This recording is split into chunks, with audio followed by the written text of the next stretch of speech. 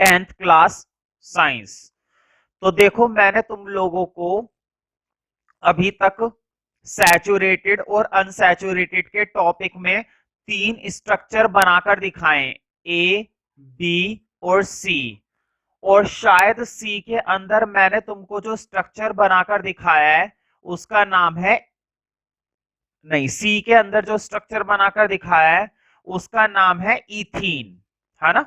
उसका नाम है इथीन, जिसको शायद एक दूसरे नाम से भी जाना जाता है इथीन के, है ना?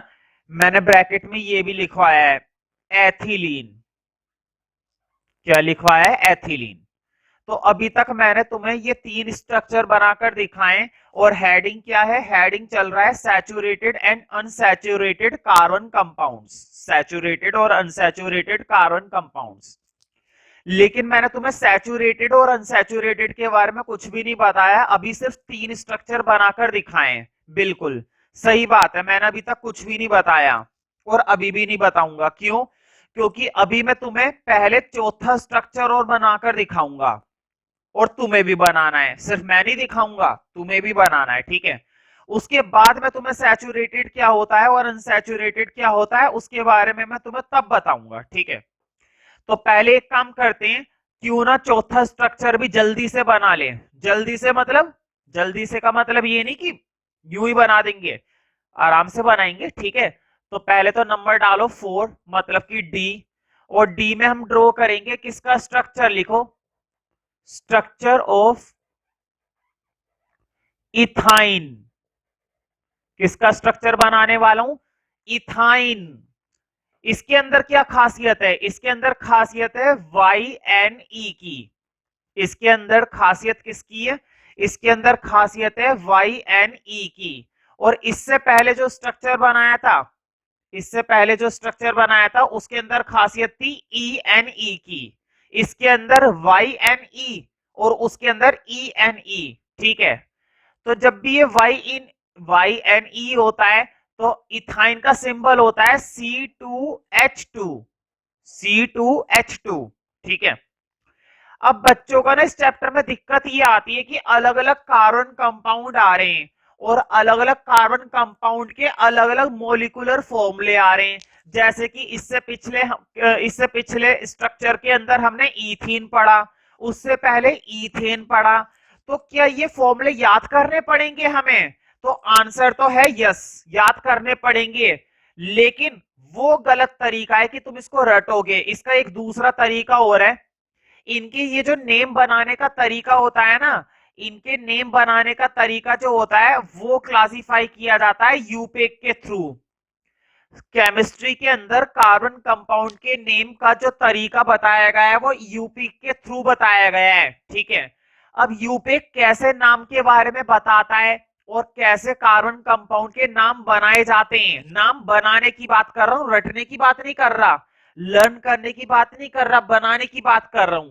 तो बनाए कैसे जाते हैं, अगर वो तरीका तुम्हें आ जाएगा तो फिर तुम्हें बाकी के सारे कार्बन कंपाउंड इजीली याद हो जाएंगे। मैं ये तो नहीं कह रहा कि बहुत मुश्किल से याद होंगे, याद तो करने पड़ेंगे लेकिन इजीली याद हो जाएंगे। खैर अभी वो मैं नहीं बता सकता, वो आगे इसी चैप्टर में आएगा। इसी चैप्टर में थोड़े बहुत टॉपिक्स के बाद वो टॉपिक आने वाला है कि इनका नेम कैसे क्लासिफाई किया जाता है।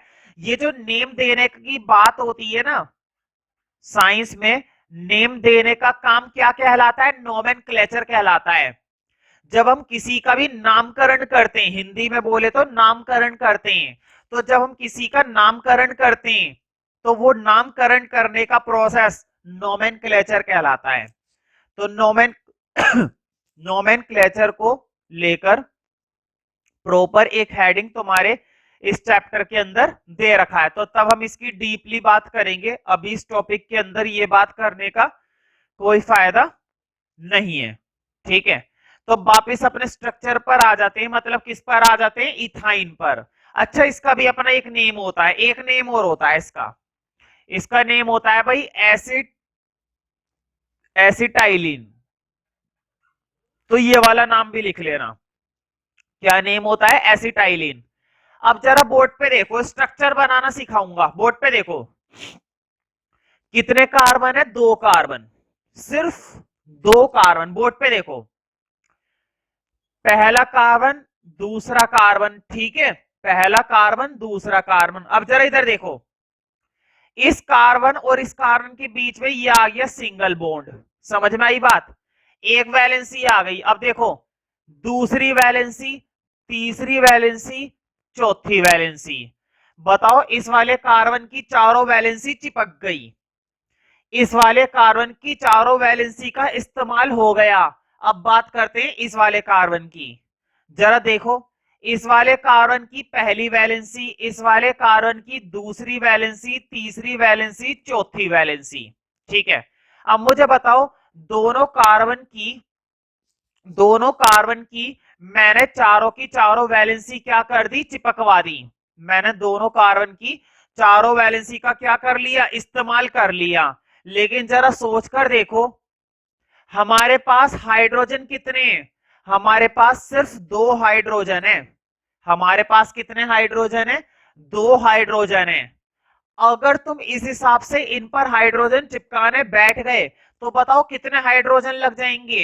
एक, दो, तीन, चार, पांच, छह। क्या तुम्हारे पास छह हाइड्रोजन है? नहीं है, तुम्हारे पास छह हाइड्रोजन है ही नहीं। इसका मतलब ये हुआ कि तुम इस पर ज्यादा से ज्यादा एक हाइड्रोजन चिपका सकते हो और उस पर एक हाइड्रोजन चिपका सकते हो, बस। देखो, इस पर भी ये हटाएंगे, इस पर भी ये हटाएंगे, क्यों? क्योंकि सिर्फ एक हाइड्रोजन चिपक सकता है, वो यहां पर चिपक गया। ठीक है, अब इधर देखो, इस पर भी ये वाली वैलेंसी हटा दी और इस पर भी ये वाली वैलेंसी हटा दी, इस पर भी एक हाइड्रोजन चिपक सकता है, ये लो चिपक गया। अब तुम सोच रहे होंगे कि जब दो हाइड्रोजन तो इस्तेमाल हो गए और कार्बन की वैलेंसी कितनी होती है? कार्बन की वैलेंसी होती है चार। इसको अपनी चारों वैलेंसी सेटिस्फाई करनी है, कुछ भी करके इसको अपनी चारों वैलेंसी क्या करनी है, सेटिस्फाई करनी है। तो ये कैसे करेगा? तो देखो, बोर्ड पे देखना जरा 2 मिनट के लिए।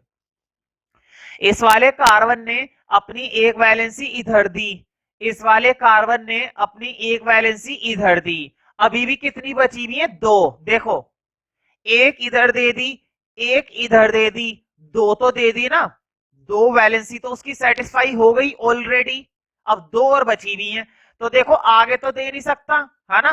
कार्बन कार्बन के बीच में ही देगा। देखो, दो और देनी है, तो एक तो पहले दे रखी है, एक ये आ गई, एक ये आ गई। बताओ, अब इधर वाले कार्बन के बारे में सोचो। देखो, इधर वाले कार्बन के बारे में, इस कार्बन ने अपनी एक वैलेंसी इधर दे रखी है, ठीक है। देखो, एक वैलेंसी हाइड्रोजन को दे रखी है, दिख रही है ना, एक डंडा मतलब एक वैलेंसी। और इस कार्बन ने अपनी तीन वैलेंसी इस कार्बन को दे रखी है। देखो, तीन डंडे मतलब तीन वैलेंसी। तो बताओ, इस कार्बन की भी कितनी वैलेंसी सेटिस्फाई हो गई? पूरी चार वैलेंसी। इस कार्बन की भी पूरी कितनी वैलेंसी सेटिस्फाई हो गई? चार वैलेंसी। समझ में आया ना ये स्ट्रक्चर? इसका मतलब ये हुआ कि यहां पर कार्बन कार्बन के बीच में कितनी वैलेंसी शेयर हुई है? पूरी की पूरी तीन। तीन डंडे का मतलब क्या है? देखो, मैंने तुम्हें पहले ही बता दिया था, एक डंडे का मतलब होता है सिंगल बॉन्ड। याद है? एक डंडे का मतलब होता है सिंगल बॉन्ड, मतलब कि कितने इलेक्ट्रॉन? दो इलेक्ट्रॉन।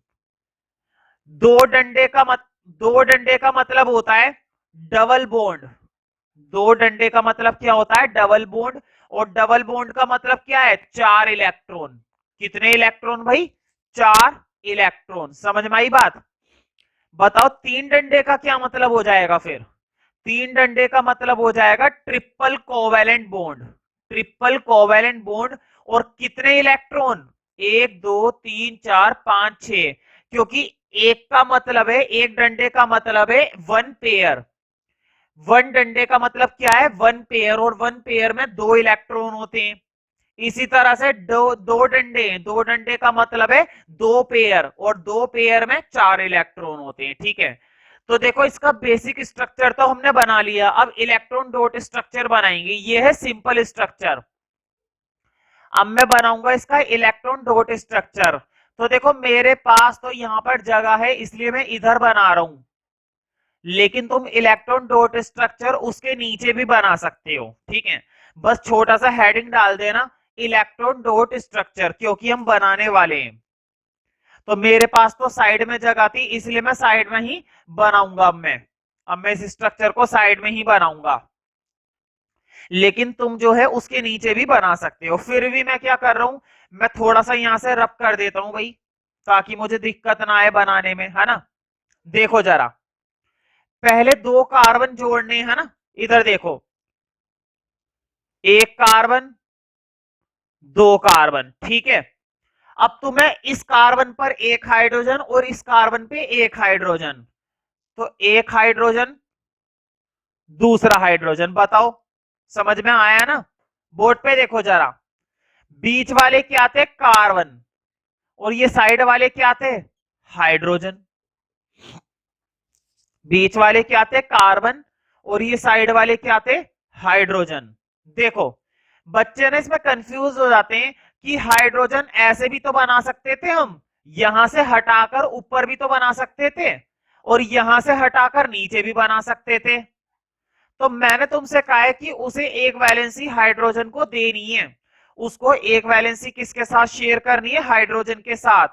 तो जैसे मर्जी करो, देखो, चाहे ऊपर बनाओ, चाहे साइड में बनाओ, चाहे नीचे बनाओ, जहां दिल करे वहां बनाओ, ठीक है, कोई दिक्कत नहीं है, ये भी सही है, बल्कि ये एक ज्यादा स्टाइलिश लग रहा है, ठीक है।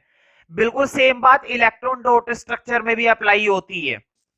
तुम हाइड्रोजन वाला एटम चाहे यहां पर लगाओ, चाहे यहां पर लगाओ, कोई फर्क नहीं पड़ता, ठीक है। तो दोनों में से तुम कहीं पर भी वो लगा दो हाइड्रोजन वाला एटम। तो मैंने साइडों में लगा रखा है ना। अब इलेक्ट्रॉन शेयर करवाने देखो जरा, कार्बन कार्बन के बीच में तीन डंडे हैं। अभी अभी मैंने बताया था, जब तीन डंडे होते हैं तो कितने इलेक्ट्रॉन, 6 इलेक्ट्रॉन। अभी अभी बताया था ना, यहां पर बना हुआ था।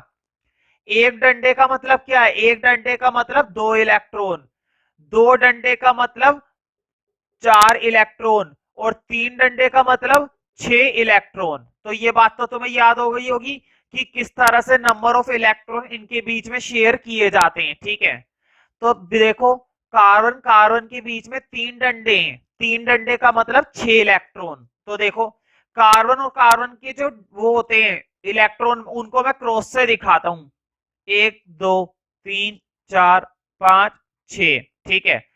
अब बताओ, कार्बन और हाइड्रोजन के बीच में एक डंडा, एक डंडा मतलब 2 इलेक्ट्रॉन, ठीक है, जिसमें से एक होगा कार्बन का और एक होगा हाइड्रोजन का। समझ में आई ना बात। देखो इधर, जिसमें से एक क्रॉस किसका है, कार्बन का, और एक डॉट किसका है, हाइड्रोजन का, तभी तो एक पेयर बनेगा। देखो जरा इधर, इधर कितने पेयर हैं, 1 पेयर।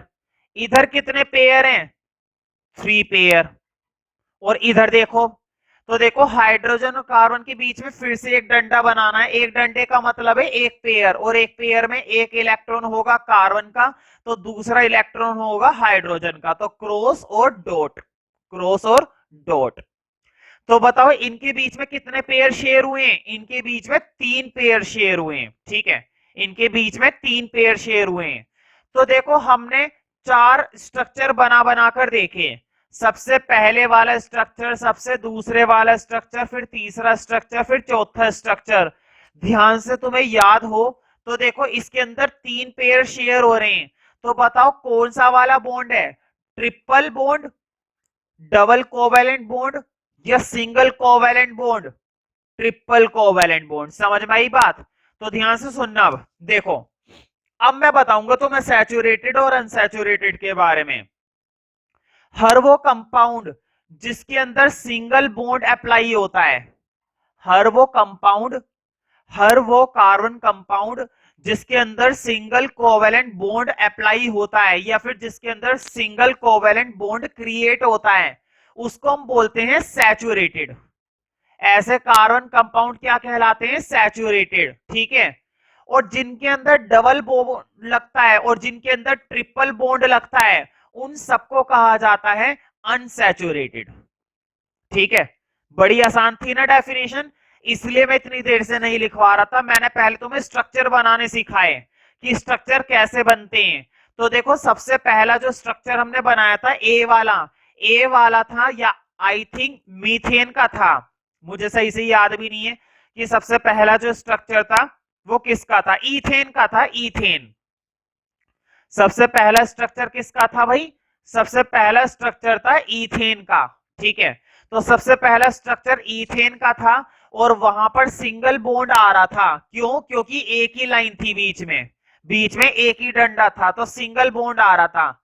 और अगर सिंगल बॉन्ड आ रहा था कार्बन कार्बन के बीच में, किसके बीच में देखना है? कार्बन कार्बन के बीच में, तो सिंगल बॉन्ड आ रहा था और सिंगल बॉन्ड आ रहा था तो सैचुरेटेड। देखो याद रखने का क्या तरीका है, S four single, S four saturated. ठीक है, तो लिखो। अब सारा कुछ ड्रॉ करने के बाद कैपिटल ए लिखना और कैपिटल ए में हेडिंग डालना saturated hydrocarbon compounds. Saturated hydrocarbon compound. Hydro क्यों? क्योंकि हाइड्रोजन के साथ बनते हैं। कार्बन क्यों? क्योंकि कार्बन बनाता है ना? तुम इसको सिर्फ कार्बन कंपाउंड भी कह सकते हो, एक ही बात है।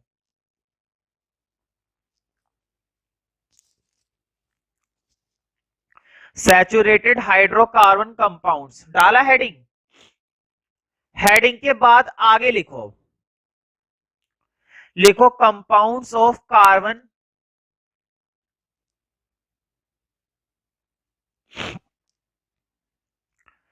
Compounds of carbon which have only single covalent bond, which have only single covalent bond। ठीक है, which have only single covalent bond between the carbon atoms, between the carbon atoms are called saturated compounds, are called saturated compounds। ठीक है, are called saturated compounds। इस पूरी definition में एक शब्द बड़ा इंपॉर्टेंट है, सिंगल कोवेलेंट बॉन्ड, है ना? Are called saturated compounds. लिखो फॉर एग्जांपल, जिनके मैंने पहले बना बना कर दिखाए थे, लिख लो। ईथेन, प्रोपेन, ब्यूटेन, एटसेट्रा कर लेना। Ethane, propane, butane. ठीक है, तो कई बार पेपर में ना इनका फॉर्मूला आ जाता है कि जो सैचुरेटेड होते हैं, सैचुरेटेड का जर्नल फॉर्मूला बताइए, जर्नल फॉर्मूला। सैचुरेटेड का कौन सा फॉर्मूला बताइए? जर्नल फॉर्मूला बताइए।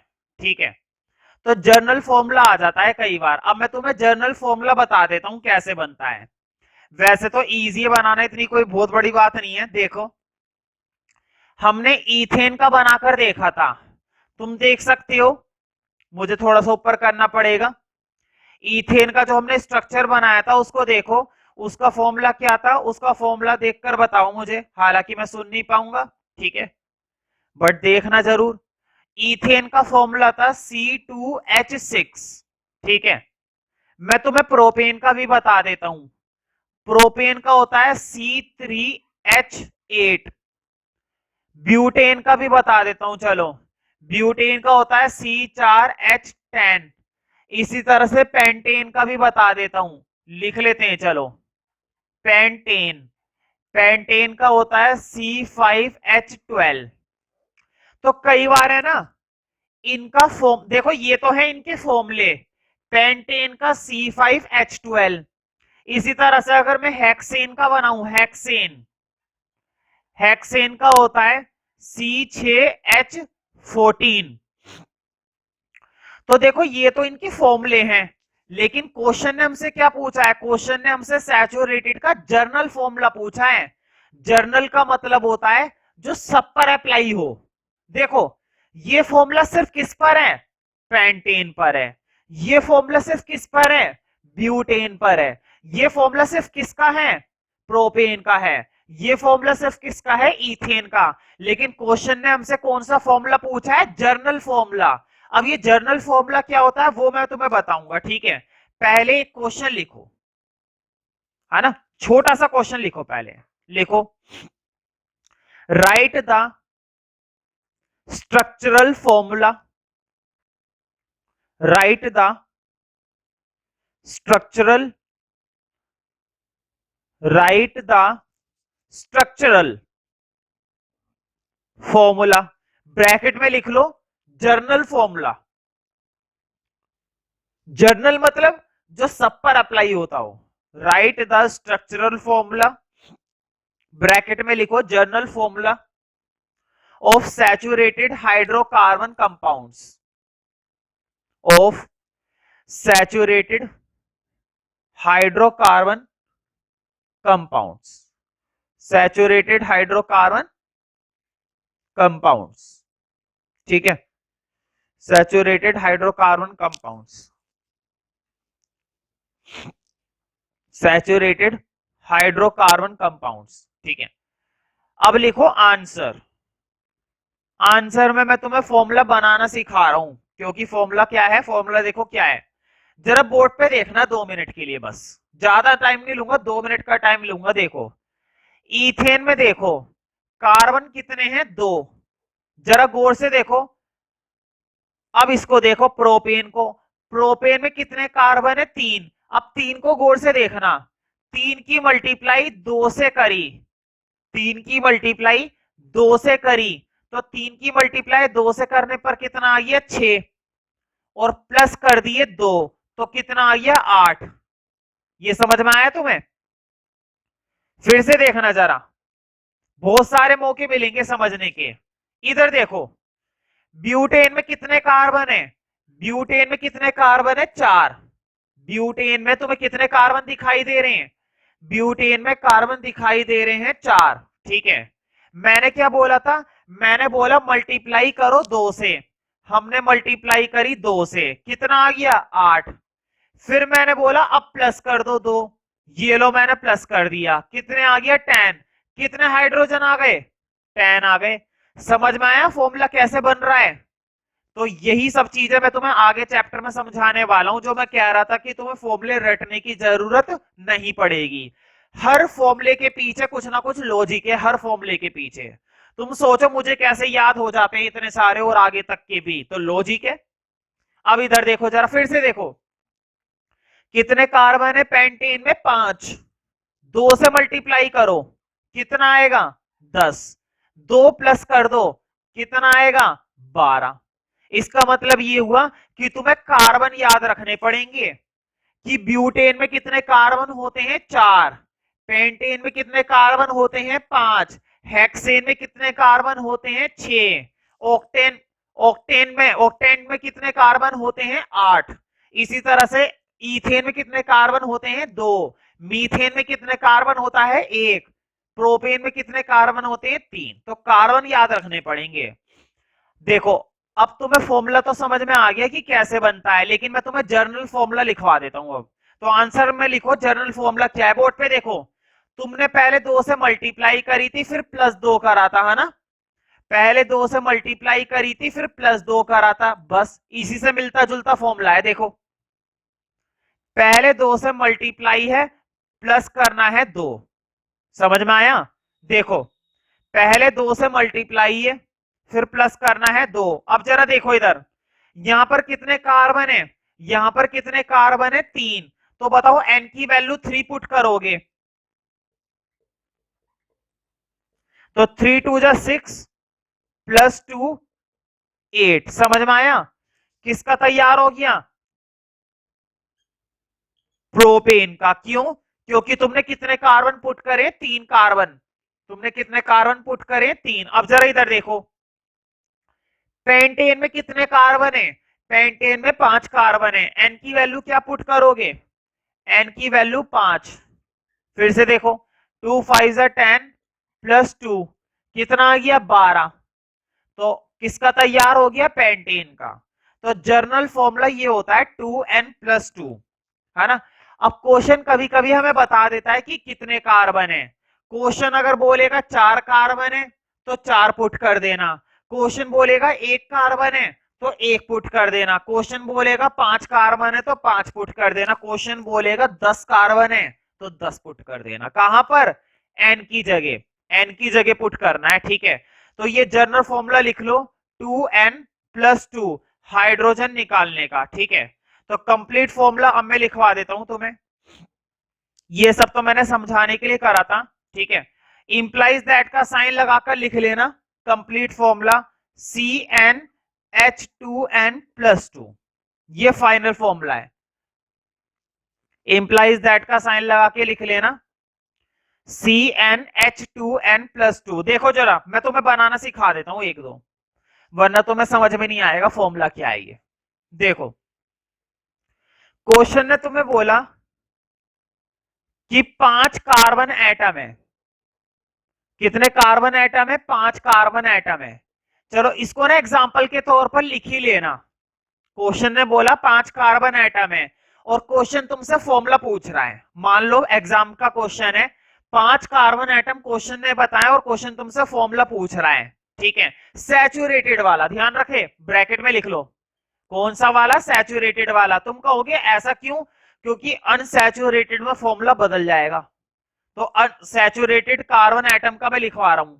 तो देखो 5 कार्बन एटम है मतलब कि एन की वैल्यू कितनी है 5। अब फॉर्मूला देखो जरा, फॉर्मूला क्या है CnH2n+2। जरा इधर देखो एन की जगह तो 5 आ गया C5। अब इधर देखो इसको रफ में सॉल्व कर लेना 2n+2, ये ना रफ वाला। तो देखो एन की वैल्यू 5 डाली तो 2 5 10 +2 यानी कि 12। तो H की जगह यहां पर नीचे क्या आ गया 12। ये तुम्हारा फॉर्मूला तैयार हो गया पेंटेन का। ये तुम्हारा फॉर्मूला तैयार हो गया पेंटेन का, ठीक है। उम्मीद करता हूं समझ में आ रहा होगा, इसलिए उम्मीद कर रहा हूं क्योंकि सिंपल है। चलो कोई बात नहीं, मैं तुम्हें एक एग्जांपल घर से करने के लिए देता हूं। इसका तुम बनाकर देखना। 7 कार्बन एटम है, 7 कार्बन एटम है। मैं रजिस्टर में चेक करूंगा क्लास में, इसलिए इसको बनाकर जरूर देखना। 7 कार्बन एटम का फॉर्मूला, ये स्टेप करने मैं चेक कर लूंगा, ठीक है। तो देखो यहां पर बात खत्म हो जाती है सैचुरेटेड की। अभी तक हमने कौन से कार्बन कंपाउंड की बातें करी है सैचुरेटेड की, ठीक है। अब लिखो कैपिटल बी। कैपिटल बी में हेडिंग डालो unsaturated hydrocarbon compounds. Capital B में हेडिंग डालो unsaturated hydrocarbon compounds. Unsaturated hydrocarbon compounds, ठीक है। तो लिखो, तो बताओ इसके अंदर सिंगल कोवेलेंट बॉन्ड आते हैं नहीं, इसके अंदर डबल कोवेलेंट बॉन्ड आते हैं, इसके अंदर ट्रिपल कोवेलेंट बॉन्ड आते हैं। तो लिखो compounds of carbon which contain, compounds of carbon which contain one or more, which contain one or more double or triple bonds, one or more double और triple bonds. मतलब double भी हो सकता है ट्रिपल भी हो सकता है, दोनों केस में अनसैचुरेटेड बनेगा। One or more double or triple bonds between carbon atoms, between carbon atoms, between carbon atoms are called unsaturated carbon compounds, are called unsaturated, are called unsaturated carbon compounds are called unsaturated carbon compounds. ठीक है, लिख लो for example. तो देखो, एक वो आया था ethene, उसके अंदर डबल बॉन्ड बन रहा था। और एक अभी अभी करवाया था, कौन सा वाला करवाया था मुझे शायद याद है, इथाइन करवाया था, इथाइन। इसमें ट्रिपल बॉन्ड बन रहा था। ठीक है, एटसेट्रा कर लेना। वैसे तो कुछ भी बना सकते हो, देखो पेंटीन बना सकते हो, पेंटीन। इसी तरह से मिथाइन बना सकते हो, मिथाइन। प्रोपाइन बना सकते हो, प्रोपाइन।